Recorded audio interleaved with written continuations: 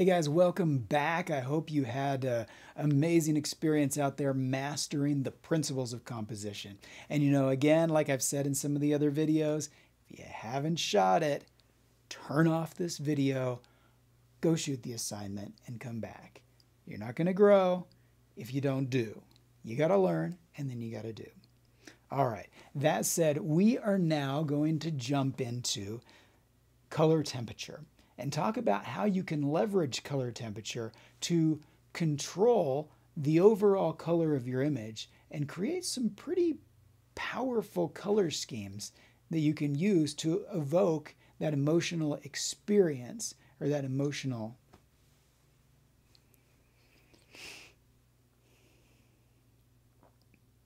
Hey guys, welcome back. I hope you had a fantastic experience as you were out there shooting the different principles of composition, and I hope that you've taken some time to go through each one of those and master them.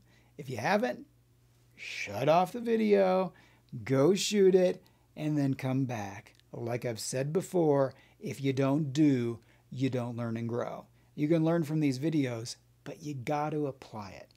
So if you haven't done it, shut it off, go do it, come back. For those of you who have, let's jump into the next topic, and that is color temperature. I think you're going to find with color temperature that there are some pretty powerful things you can do with regards to the color of your shot. So with that said, let's talk about color temperature. All right, color temperature basically has to do with the perceived warmth or coolness of light.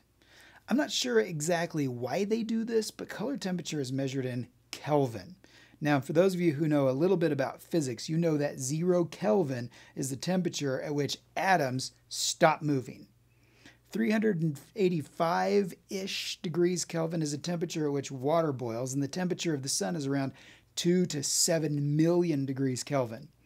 With color temperature, however, really warm pictures are around 1800 Kelvin. Really cool pictures are around 8,000 Kelvin, and neutral pictures are around about 5,000. I'm sure there's a good reason for using a temperature scale to measure something that really isn't a temperature, but obviously you don't need to know what the reason is in order to take advantage of color temperatures. So let's talk a little bit about this chart here. Color temperature really starts at about 5,000 degrees Kelvin. This is what we consider neutral white light. This is the type of light that you're going to get on a sunny day at noon. As the sun starts to set, the color of the light will start shifting to around 4,000 Kelvin or lower until it sets. And then the temperature suddenly jumps up to 7,000 to 8,000 degrees Kelvin. But here's the cool thing. That isn't the only way that you can get what photographers refer to as cool or warm tones in your picture. Different types of lights put out different color temperatures. So, for example, incandescent lights are going to put out very warm color temperatures, such as in this shot here of Seattle at night. If you look back through the pictures that you've taken for this course so far, especially those that you've taken inside of your house, you'll notice that the pictures probably look really yellow. Well, now you know the reason why. LEDs, on the other hand, in most cases, I mean, you can get color balanced, different color balanced LEDs, but a general LED is going to be a lot more to the cooler side, perhaps in the, around 6,000 Kelvin range. Also, another thing, if it's midday on a sunny day and you're standing in the shade, your color temperature is actually going to go from 5,000 to from neutral to around 6,000.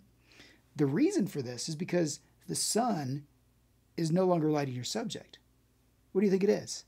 Think about it for a minute. What is lighting your subject when you're standing in the shade if the sun is not falling directly on you? You get it? It's the sky. And here's another question for you. What color is the sky? Well, it's blue. That's right. So now you understand why it is that when you shoot in the shade, your shots turn bluish, and why that color temperature is higher, because it's not the sun, it's the sky. So now I want to take a minute and show you a list of some of the common light sources and their color temperature. So if you take a look here, we've got 1700K. That's going to be the color temperature of a match flame. So a shot like that, a match flame, is going to be very, very warm, more on the orange side than the yellow. As we start moving up that range, we get into candles, tungsten lamps. We're starting to become more and more neutral as we move closer to 5000K. So a tungsten lamp, again, is still pretty warm, but not quite as warm as a match flame. We go up to a studio light, studio lamps, moonlight, and then we hit warm daylight. And this brings us now to a feature of your camera that we mentioned at the very beginning of this course, and that is white balance. Now, we didn't go into much detail at the time. I told you that you need to dial it into the little sunshine icon, but now we're going to dive a little bit deeper. White balance is basically a way for you to compensate for unwanted color casts that are caused by the different color temperatures that we've just talked about. So if you look at this series of shots, then you can see what happens if you shoot the same shot under the same lighting conditions, but you change your white balance. So notice, for example, how the color of this picture changes with the white balance. Where it's set to 5500 Kelvin, the shot looks pretty neutral, kind of the way you'd see it outside. But when it's changed to shade, it looks really warm and yellow. Changing it to tungsten, then it goes really blue. Why is this? I mean, you'd think that it would do the opposite. Well, the reason why is because each white balance setting is designed to introduce the opposite color of the light source in order to neutralize it to look like it was shot under sunlight at midday. So basically, since the shade is naturally blue, setting the white balance to shade adds yellow so that the picture looks normal. Now, if we take a look at the tungsten lights or the incandescent lights, they're really yellow. So setting my white balance to tungsten adds blue to neutralize it.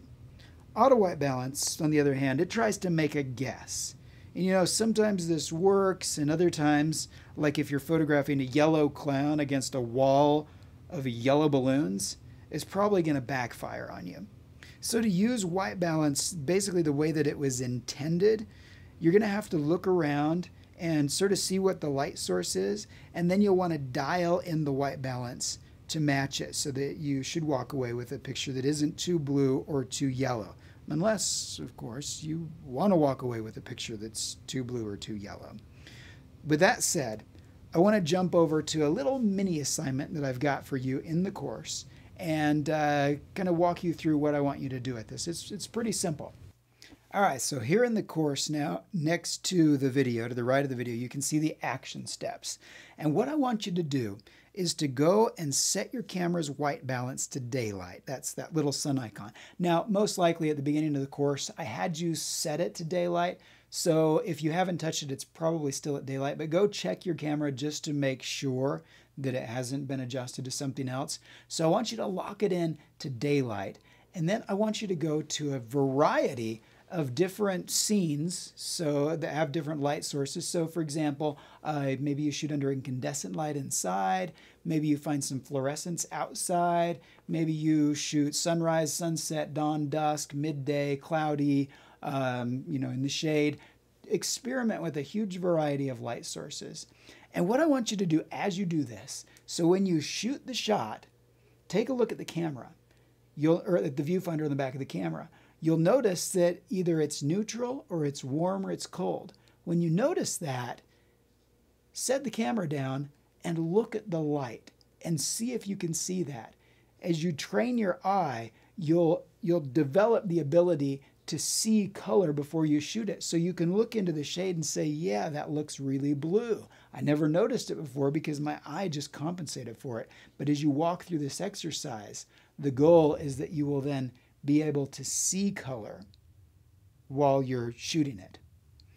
Okay, the final thing that I want you to do is to repeat this experiment, except instead of setting your white balance to daylight, adjust it for each light source. So, for example, for a cloudy day, you set it to the little cloud. For incandescent lighting, you set it to the little light bulb. For fluorescent, you set it to the little, long light bulb with the prickly things going out of it. So you're basically going to look at the light and make the adjustment and then take a look at the shot. And as you do that, you'll probably see that that color cast goes away and it looks as though you shot it at noonday on a nice sunny day. So that's the assignment, the mini assignment that I want you to go out and I want you to play with this before you move on to the next lesson. So go have fun. I think as you experiment with the color temperature and that sort of thing, that you're going to discover some pretty powerful tools to control the color, to control the ambience, and to create some really powerful images. So have fun.